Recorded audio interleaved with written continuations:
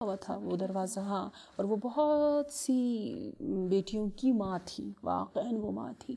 تو اس لیے لوگوں کے درمیان، کیونکہ وہ بہن کی بیٹیاں تھیں، یعنی بھانجیاں تھیں، تو وہ کنفیوژن ہو گئی. انہوں نے سمجھا کہ اچھا یہ ان کی بیٹیاں ہیں تو وہ پہلے شوہر سے ہیں، اس طرح کی باتیں. جی. اور ایک اور بات وہ کہتے ہیں، 2-3 باتیں جس کی وجہ سے ان کو یقین ہے کہ یہ روایات زیادہ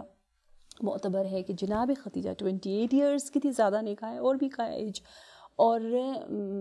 دوشیزہ تھی، کنواری تھی، یعنی پہلے میرڈ نہیں تھی، یا بیوہ نہیں تھی، دوسرے شوہر ان کے دنیا سے نہیں گئے تھے، یعنی شادی نہیں کی تھی. اس کی ایک اور وجہ یہ بتاتے ہیں کہ حضرت زہرا سلام اللہ علیہا بعثت کے 5 سال بعد، ہم کہتے ہیں نا ان کی مشہور یہی ہے، اس میں بھی ایون آپ کو پھر ڈفرینسز بہت سے ملیں گے، اختلافات پھر ملیں گے کہ جی بعثت سے پہلے پیدا ہوئی ہے، بعثت کے بعد، لیکن اہل تشیع میں یہی تقریباً بالاتفاق کہا جاتا ہے کہ آپ بعثت کے 5ویں سال دنیا میں تشریف لائیں. تو اس وقت اگر آپ دیکھیں تو جناب ختیجہ کی عمر ہوگی 60 ایئرز، یعنی ہاں 60 ہوں گی تقریباً، 60 کے، یا کہ آپ اس 60s میں آپ نے ایک بیٹی کو جنم دیا، جو کہ تھوڑا سا ممکن تو ہے، یقیناً پاسبل ہے، اور سیدہ کے لیے تو کہا گیا اس کی آفٹر 60 ہے، کیونکہ یہ خاندان قریش میں سے تھے. ہاں ممکن یقیناً ہے، لیکن بعید، یعنی جیسے جو کیونکہ دونوں روایات موجود ہے اس لیے تو اس اعتبار سے کہا جاتا ہے. اور تیسری جو سب سے مہم وجہ بتائی جاتی ہے وہ یہ بتائی جاتی ہے کہ جب آپ انشاءاللہ ہم گفتگو کریں گے پھر جب جناب ختیجہ بنتی ہیں، البتول بنتی ہیں، تو جب ختیجہ البتول بن رہی ہیں تو وہاں کیا تیاریاں، کیا انتظام پروردگار عالم کی جانب سے ہو رہا ہے. یعنی سب سے نرالا طریقہ ولادت جناب فاطمۃ الزہرا کا ہے، یعنی نہ کسی نبی کا ہے نہ کسی امام کا ہے. آپ کو انشاءاللہ ہم بتائیں گے انشاءاللہ، کیوں نہیں. لیکن جو بات ہماری تھی کہ میں وہاں سے کڑی یوں ملانا چاہوں گی، کیونکہ ویورز بھی اس جہاں سے یہ بات ٹوٹی تھی وہاں سے جوڑوں گی، کہ وہ واقعہ کہ رسول خدا آئے جناب خدیجہ کے گھر پر، جی جی دونوں کی ملاقات ہوئی، جی جی دونوں ملے، اور اس کے بعد کس طرح سے بات نکاح تک پہنچی، شادی تک پہنچی، اور کیا ہوا. جی بس یہ بات میں ختم کر دوں. میں یہ کہنا چاہ رہی تھی کہ کیونکہ ختیجہ کو بتول اور فاطمہ کی ماں بننا ہے تو اس لیے اس کو پاک ہونا چاہیے، یعنی پہلے میرڈ نہیں تھی، یہ ان کا نظریہ ہے. جی اب یہ بات جو ملاقات ہوئی نبی اور ختیجہ کی، اس حوالے سے کیونکہ آپ جیسے جیسے سوال کریں گے آپ مجھے آگے لے جائیں گے تو میں آگے چلی جاؤں گی، آپ مجھے پیچھے بلائیں گے پیچھے چلی جاؤں گی. میں تسلیم محض ہوں آپ کے سامنے، آپ جو پوچھیں میں جواب دینے کو تیار ہوں. کوشش ہے جتنی حقیقی سی معلومات ہیں. جی ہاں. تو یہاں اب جناب ختیجہ چاہ رہی بات آگے بڑھیں، ٹھیک ہے، اور نبی بھی چاہ رہے ہیں. روایات جیسے آپ کو بتائے دونوں طرح سے ہمیں تاریخ میں ملتی ہیں. وسیلہ، واسطہ پرپوز کرنے کے لیے جو جناب ختیجہ نے چنا، اس کے متعلق 3-4 سے زیادہ ہمیں روایات ملتی ہیں تاریخ میں. یا آپ نے اپنی بہن حالہ کو وسیلہ بنایا، یہ وہی والی حالہ جن کا جی ہاں جی ہاں، یا آپ نے اپنی دوست نفیسہ کو بنایا، یا رسول خدا کی پھوپھی جو ہے صفیہ بنت عبد المطلب جو ہے ان کو ذریعہ بنایا گیا، یا خود ختیجہ نے ڈائریکٹلی کہا، یا جو ہے جناب ابو طالب کی جانب سے ڈائریکٹلی آیا، ان کی طرف سے میسج آیا. یعنی یہ ساری باتیں، لیکن مقصد سب کا ایک ہی ہے، بالکل پیغام ملاپ.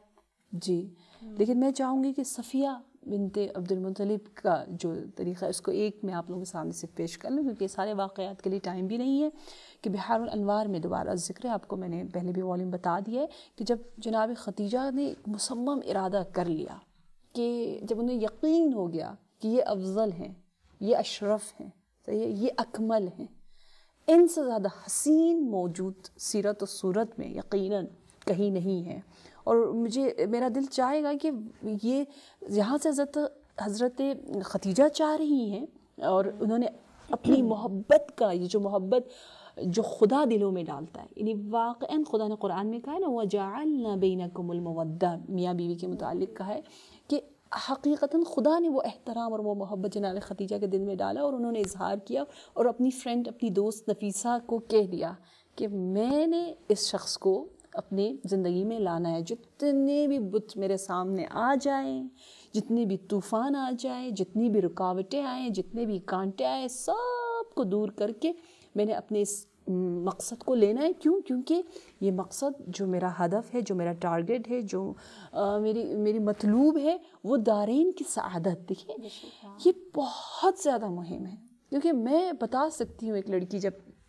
چنتی ہے اپنا لائف پارٹنر تو پتہ چل جاتا ہے کہ اس کی دید کتنی وسیع ہے، وہ کتنا آگے کا سوچ رہی ہے. مثلا اگر انفارچونیٹلی خدا نخواستہ کبھی ایسا ہو کہ آپ کو کوئی پرپوزر آئے اور اس کو کوئی بیماری ہو، ایسی بیماری ہو کہ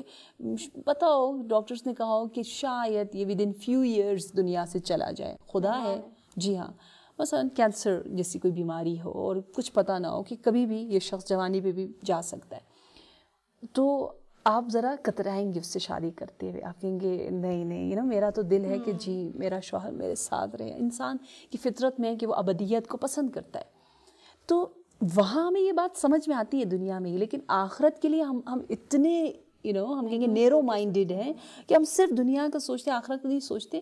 تو آپ دنیا میں دیکھتے ہیں کہ جی ایک حسین آئے، ایک پیسہ والا آئے، قدرت والا آئے، جو میں لائف انجوائے کروں اس کے ساتھ. تو آپ کو کیا آخرت میں لائف انجوائے نہیں کرنی؟ دنیا میں پیسہ آپ کو انجوائمنٹ دے رہا ہے، اور وہاں کا پیسہ ایمان ہے، وہاں کا پیسہ، وہاں کا بینک بیلنس جو ہے وہ عمل صالح ہے، وہ وہاں کی سیرت کا بھی حسین ہونا ہے. تو یقیناً ہم کف جیسا آپ نے بتایا کہ ہم کف جو ہے وہ آپ نے بتایا کہ ظاہری چیزوں کو ہم لیتے ہیں، وہ تو غیر مسلمان بھی لیتے ہیں. اگر آپ قرآن میں دیکھیں تو قرآن میں ہم کف اتنا حسین پروردگار عالم نے سورہ نور میں یوں ارشاد فرمایا ہے کہ اعوذ باللہ من الشیطان الرجیم الخبیثات للخبیثین والخبیثون للخبیثات والطیبات للطیبین والطیبون للطیبات. مجھے اس قدر یہ آیت پسند ہے